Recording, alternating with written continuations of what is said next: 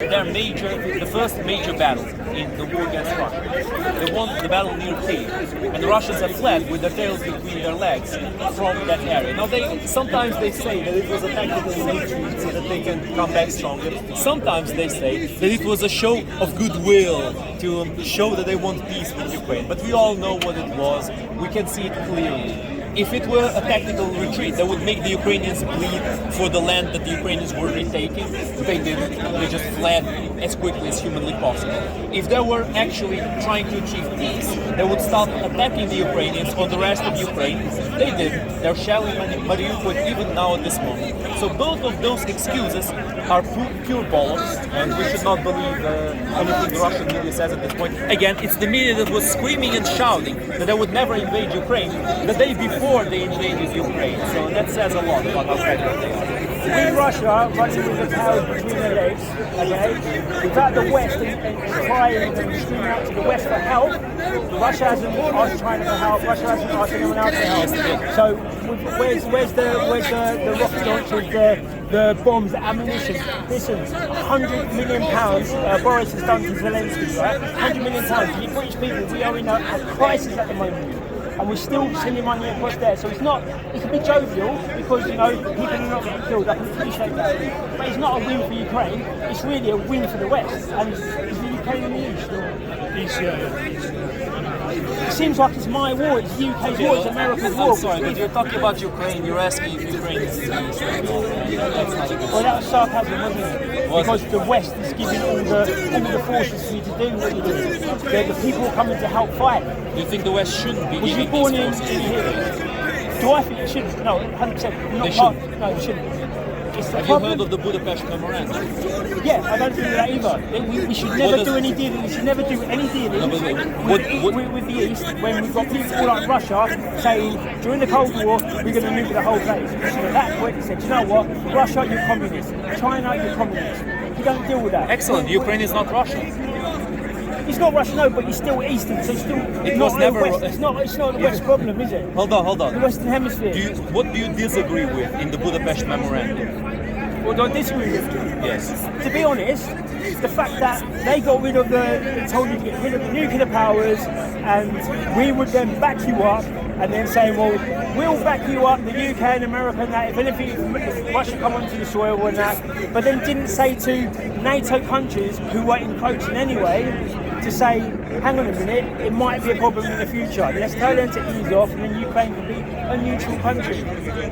That's what it is. You shouldn't have got rid of your superpowers. Yeah, I know it, but you're approaching it from a very strange angle. I mean, the UK and the US, as you know, they were part of the Budapest Memorandum, and they promised Ukraine, but not only Ukraine, also Kazakhstan and Belarus, help to prevent Russia from violating their borders. Yeah. Now, Russia has sent troops to Belarus. They violated Belarusian borders. They violated Kazakhstani borders. They sent troops to Almaty and put down a rebellion that they were having against the Russian puppet president. And they're sending a lot of troops to Ukraine. So, I mean, the UK and the US have promised to help Ukraine in this situation. And whether you agree with the treaty or not, we can discuss whether you should agree or not later. But the treaty has been done. So what the UK is doing now, what Boris is doing now, is perfectly justified, and it's according to international agreements. You know what I mean? Yeah, it is. But at the end of the day, all it would have took was at the beginning. Okay, if we're there to believe Putin, you know what? Yeah, anyone that's got Lenin in the walls of the Kremlin is not a friend of mine. So don't be thinking that I'm a pro-Russian person. But I'm on both sides of this. Yeah? I'm a British person, and we're sending so much money over to you when there are people here living in poverty. There are people here swinging off the act because they don't know how they're going to feed their family. So I can't agree with that at all. But I've lost my train of thought now. But even still, with the war, if Zelensky had said, hang on a minute, we'll do a new treaty. Let's do a new treaty and say, you know what, you don't come to us, we won't make sure NATO's about. All I see is NATO peace out, EU peace out, 2014, that's what all that is about. And this seems to be an agenda. The add-on, oh no, There's no one racist there. There's no one there. Now people are starting to come out with it. So if we're giving money and over to armies and battalions, then we need to know what we're doing. But furthermore with that, you can't do it because the British people are in limbo. I'm sorry for how that sounds. We'll speak about the Azov battalion soon. I like to talk about that because it's very funny the idea people have, the romanticized. On one side, there was the romanticized idea. The media works in a very funny way, doesn't it? One day they fully are against you. They trash talk you, they call you racist, sexist, homophobic, blah, blah, blah. The next day, when it's in their benefit, suddenly you're the good guy. Suddenly you're the racist. That's what it did last year about Ukraine. They said I'll start with Azov. Ukraine's the most corrupt country in the whole of Europe. They were doing that only last year. Not. The papers were doing that only last year. And now it's Zelensky. Ukraine is not, but Ukraine was never the most corrupt country in Europe. Russia was always the most corrupt. Putting your opponent, Timoshenko or Timoshenko, or whatever it is, putting them in jail. Timoshenko. These are not words that are native to my tongue.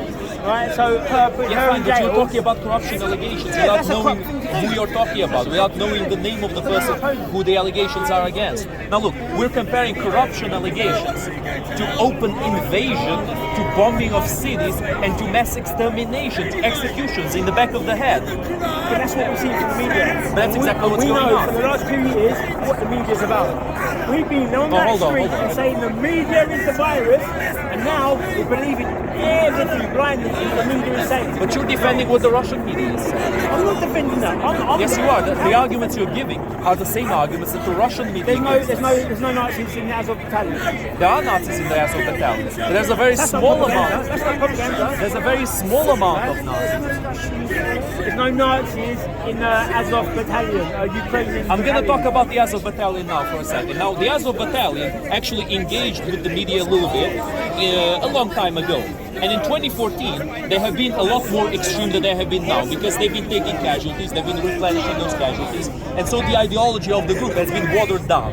Now it's not the same as it was in 2014 when all the allegations came forward. And even in those days, the Azov battalion admitted to having about 10 to 20% of fascists in their ranks. 10 to 20%. Now the Azov battalion has less than 900 troops. Less than 900. That makes around 100 fascists. That's not a lot of people. We're judging the whole country that's fighting for its existence based on 100 people. I say the whole country is Nazi. You think the whole country is Nazi? Who ruled by a Jew? Hang on a minute, he got baptized, did he not? Huh? Did he not get baptized? He's ethnically Jew.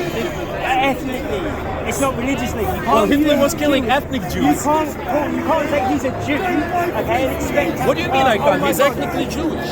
He's ethnically. Judaism is ethnicity, and it's also a religion. But he doesn't practice the religion. It doesn't matter, he's ethnically Jewish. By saying he's a Jew, he can't support Nazis because he's a Jew.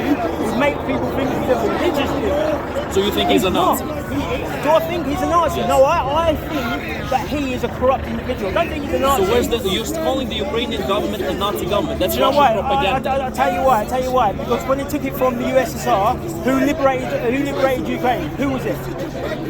Ukrainians liberated Ukraine. Ukrainians separated from the USSR.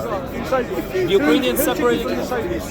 Nazis came over. The Nazis came over, and that was way before the independence of Ukraine, the actual independence. Yeah, but they come over and took it off the Soviet hands, yeah? We can agree with that. Yeah, sure. Yeah, so when it comes down, you're not going to say the people that liberated us from the Soviets, we're just going to say we don't support the ideology now. What are you talking about? What do you mean if I don't get your point. What's your point? If I give you a £10, there's a fight. There's a fight. What's the fight?